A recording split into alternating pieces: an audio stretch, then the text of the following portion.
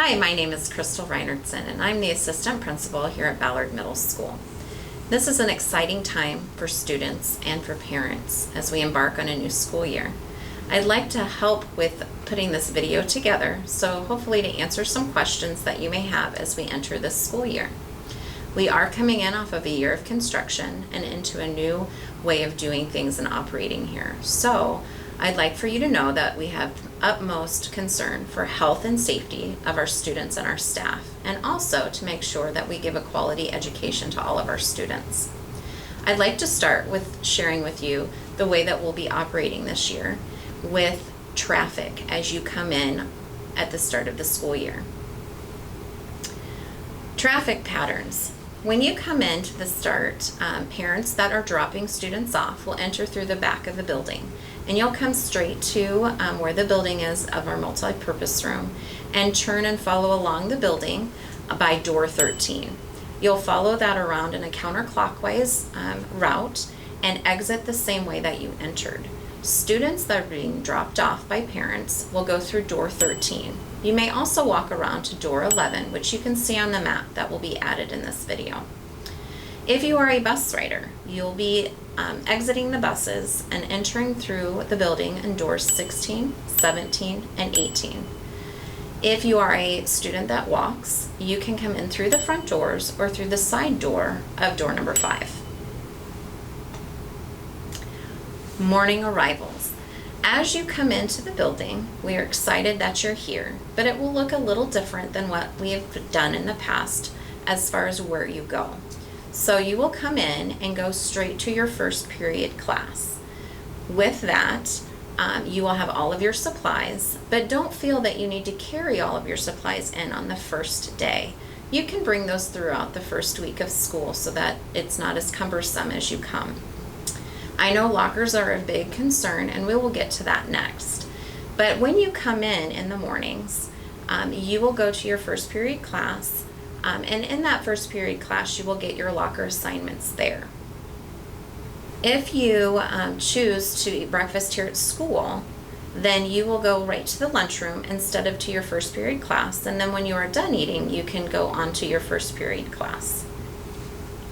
We are not allowing students to be in the pod areas or in the hallways or hang out by the lockers in the mornings. You are to report straight to first hour so that we can keep everyone in the area that they need to be.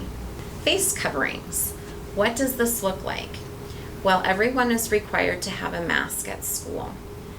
Your mask needs to be medical grade or a cloth mask that looks the same in appearance. So it needs to cover from the bridge of the nose to underneath your chin.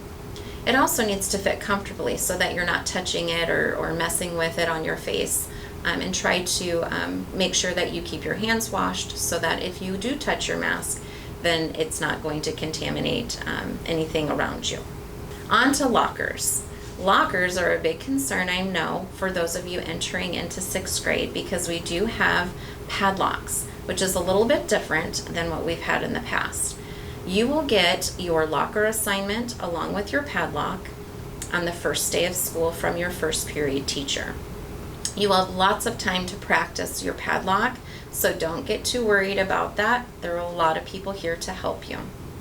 Along with your locker, you will only be allowed to access your locker first thing in the morning, at lunch, and at the end of the day. You will be carrying your backpacks around with you with all of your supplies, which is much different than how we functioned in the past. So that way you don't have to go to your lockers between your classes. You'll have all of your supplies with you. Cell phones. Cell phones are a big deal, especially with middle school students. Cell phones in the past have been told to be left in the locker. We are allowing your cell phones to be in your backpacks, but they must be on silent and not brought out during the class time. You will have ample time to use your cell phone during lunch if you so wish, before school or after school. What you will get first period. You may have already checked out on Infinite Campus your schedule, which is great. You'll need to know where you're going first period. We will have another video that will show you a tour of the school, which will hopefully help you find where you need to go. For now, first period, you will receive a copy of your schedule, your locker assignment, your padlock, and your combination to that. Along with that, you will also receive a free Ballard water bottle. Our drinking fountains are not going to be functional except for the bottle filler. So we are requiring that students who use a water bottle, it needs to be clear or transparent, see-through, so that we can make sure that it's just water in your bottles. Also, your water bottle must have a cap on it or a lid, and when not in use, it is closed. Along with that, we will also be providing a Ballard face mask as well, so that you can have that with you. Traffic flow in the hallways. When you are done with your class period and you move on to the next one, we are going to use a roundabout fashion to do this, which everyone will be leaving their classroom and going in a roundabout counterclockwise manner in a circle of your pod. If you happen to leave the pod to go to an exterior hallway, whether to use the restroom, head to the office, or go to exploratories, you will exit to the hallway in that roundabout fashion and then make sure you stay to the right of the hallway for passing. Lunch. Lunch is another big time that everybody wonders, how is that going to work? Where are we going to go? And this year it's going to look a little bit different. We are going to expand our lunchroom because we do have 6 sections that we need to make sure we give ample space to allow for that 6 feet distance this year. So with that, we will be using multiple classrooms to spread you out. When the bell rings, the class that you have just before lunch is the class that you will be following on a specific day.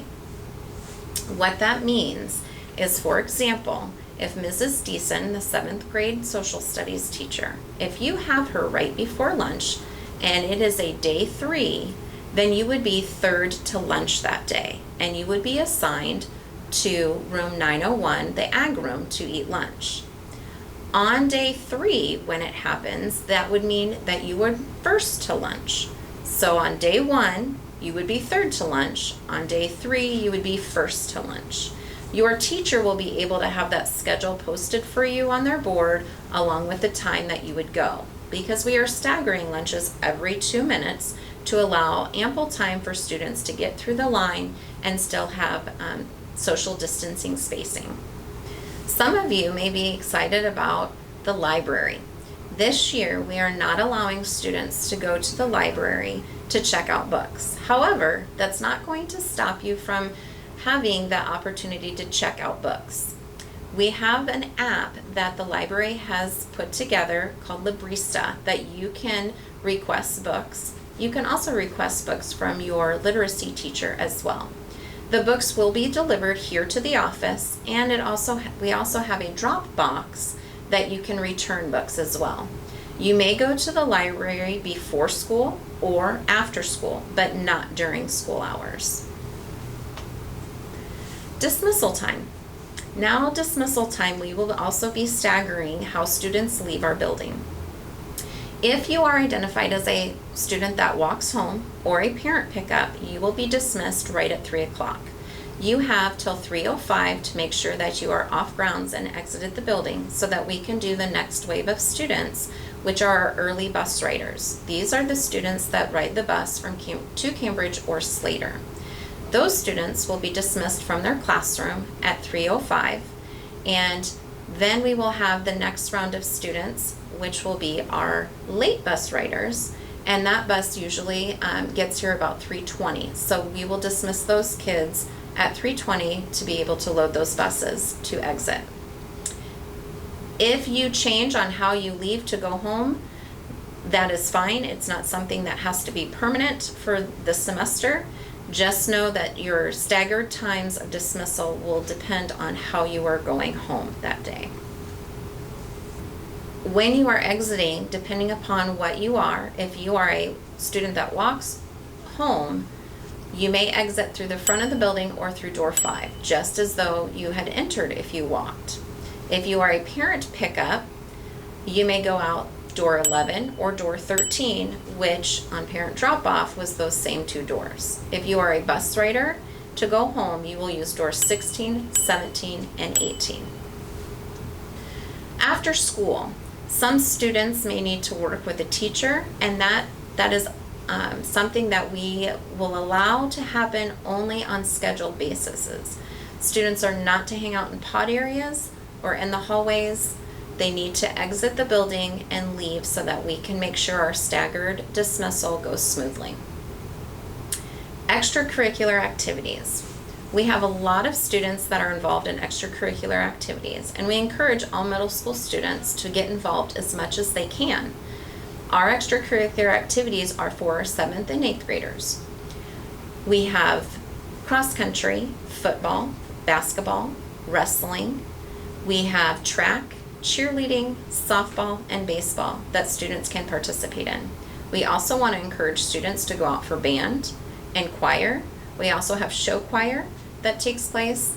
And for all students, 6th, 7th, and 8th, we have student council. We encourage you to try something new as you embark on middle school activities.